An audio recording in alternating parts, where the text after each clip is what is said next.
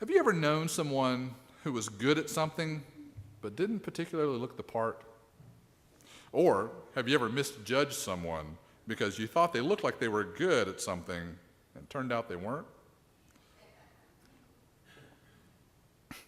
Several years ago, I was managing our church league softball team in Covington, Georgia. And a guy who'd been visiting our church came out to play with the team. Before the game, we got to talking a little bit, and we were talking about playing ball, and he shared with me about several travel clubs that he had been with and the tournaments that they had played in. His equipment looked expensive, and physically he looked the part. So since our regular shortstop was out that night, I plugged him into the lineup right there. Now, if you don't know, your best athlete and ball player on the field usually plays shortstop, which is the position between second base and third base. You put your best player there because most batters are right-handed, so most ground balls tend to go that way. Well, right away in the first inning, a ball was hit to him, and it went straight through his legs. The next one glanced off his mitt, and the third one shot right past his ear, and he barely got his glove up at it. I tried to give him the benefit of the doubt, like maybe he just needed a little extra time to get loose, but as the errors began to pile up, I genuinely started to worry about his safety. Clearly, I had been taken in by the physique and the fancy gear. The next inning, I moved him to another, less dangerous, less important position, and reflected on the wise words that my mother spoke so often to me when I was growing up. You can't tell a book by its cover. In our reading today, we heard the story of how God chose David to be the new king. At the end of the previous chapter, the prophet Samuel has learned that King Saul has angered God by not following God's instructions in his defeat of the Amalekites. Because he failed to follow God, Saul will no longer be king. God will instead choose a new king. And the prophet Samuel is being sent to the house of Jesse to anoint one of Jesse's sons. Now, upon meeting Jesse and his sons, Samuel is impressed with their size and appearance, but God warns him not to judge too quickly. When Saul was chosen king, the author of 1 Samuel told us that his father was a man of wealth and that Saul was a handsome young man. 1 Samuel chapter 9 says that there was not a man among the people of Israel more handsome than Saul. He stood head and shoulders above everyone else. Saul was big and strong and from a prominent family, and he looked the part, but as it turned out, he didn't make a very good king. So today, Samuel is told to pass on the older, bigger, stronger sons of Jesse in favor of the youngest and the smallest of his sons, an unremarkable shepherd named David. He's so inconsequential that when Samuel asks to see Jesse's sons, David is not even brought in. In choosing David, God is making a point. Saul looked like a king and came from the right kind of family, but he didn't act like a king. David doesn't really look the part, doesn't have the characteristics you would expect of a king, yet he is going to be a great one. So the linchpin of this story, the center of this story, is verse 7. Samuel, upon meeting Jesse's oldest son, is impressed, but God says, "Do not look on his appearance or on the height of his stature, because I have rejected him. For the Lord does not see as mortals see. They look on the outward appearance, but the Lord looks on the heart." It's a common tendency of the human species to draw conclusions and make assumptions about other people based on the most basic of information. Like Samuel, we often count on outward appearances and first impressions to tell us most of what we know about other people. What people look like often goes a long way in predicting how they'll be treated.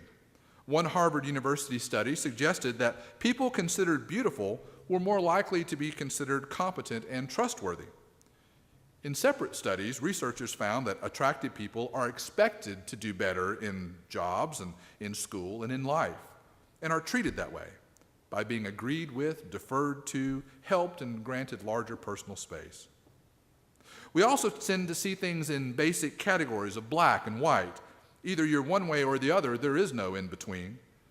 Nowhere was that more evident than in the recent public debate over the tragic shooting of Trayvon Martin by George Zimmerman. Martin, an African-American teenager, was seen by some as a kind young man who loved his mother. Pictures of a smiling, youthful Trayvon seemed to suggest that he posed no threat. But other pictures that turned up during the discussion seemed to show a much more intimidating young man who seemed more threatening. And that was the choice that we were repeatedly given in the press: good or bad, mama's boy or thug. And it was the same with George Zimmerman, who was in turn portrayed as either racist or a responsible citizen. But the fact of the matter is that human beings are far more complicated than that. Even though it's easier to characterize people as either one way or the other, conservative or progressive, Coke or Pepsi, cat person or dog person, it's rarely either or, and usually some combination of the two, and sometimes something else entirely. Writer Tom Robbins has said there are two kinds of people in the world: those who believe there are two kinds of people in this world, and those who are smart enough to know better. But it reminds me of a movie from my youth called The Breakfast Club.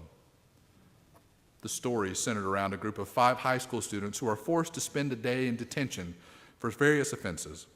Their assignment is to write an essay answering the question, "Who do you think you are?" Each one of them fits a certain stereotype: the brain, the athlete, the basket case, the princess, the criminal.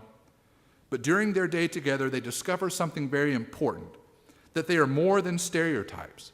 They are complicated, nuanced individuals.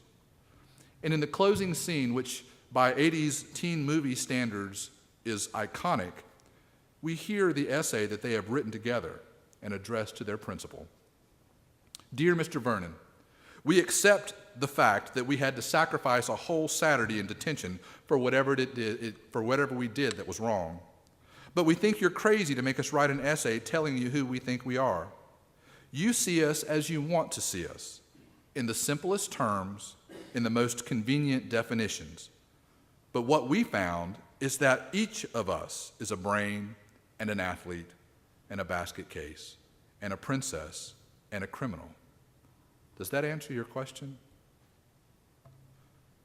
For an 80s teen comedy, that's actually pretty profound. You see us as you want to see us, in the simplest terms, in the most convenient definitions. We live in a society with labels. Labels are not necessarily bad in and of themselves. If you want to understand a person, labels can help you do that. All the food items in your kitchen pantry have labels. Labels help you identify what's on the shelves and help you to find the foods you need to prepare a meal. But just because you pick up one jar labeled peanut butter, that doesn't mean you have a pantry full of peanut butter. The label on the jar tells you a little bit about what's in the pantry, but not everything about what's in the pantry. Likewise, labels can help you to understand people. Republican or Democrat or Libertarian, male or female, gay or straight, Christian or Muslim or Jew or agnostic, all these labels tell you a little bit about a person, but not everything about a person. And that's a common mistake that people often make. They read the label on one jar and they think they know everything that's in the pantry. But the Lord does not see as mortals see. They look on the outward appearance, but the Lord looks on the heart. And that's to us both a comfort and a challenge. It's comforting in that it reminds us that God knows us more deeply and intimately than even we know ourselves. We can be assured that God knows the depth of our souls and the inner workings of our hearts. For God, outward appearances and social labels are not all of what we are. God knows us in our flawed humanity, our strengths, our weaknesses, our victories, and our defeats, and God loves us anyway.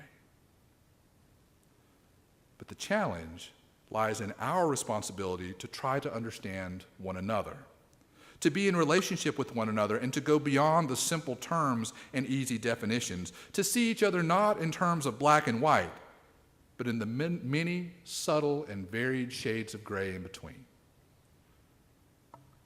Growing up, my parents had a small plaque on the wall next to our back door, and I saw it every day as I left the house. It said, "God grant me the wisdom not to judge a man until I've walked a mile in his shoes." Atticus Finch put it another way in To Kill a Mockingbird. He said, "You never really understand a person until you consider things from his point of view, until you climb into his skin and walk around in it." And that's a real challenge, isn't it? Walking someone else's journey, because we don't really know what another person's life is like until we've lived it. My father used to be a terrible tipper. We'd run up a $50 tab at dinner, and he'd put $1 on the table for the waitress. You know what changed him and made him a magnificent tipper?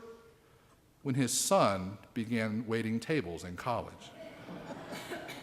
All of a sudden, he could understand that waitress's journey a little bit better. What we're talking about is empathy, putting yourself in someone else's situation and trying to understand where they are and where they've been, understanding what others are feeling because you've experienced it yourself, or you can put yourself in their shoes. And that takes work, and it takes effort, and it takes intentionality.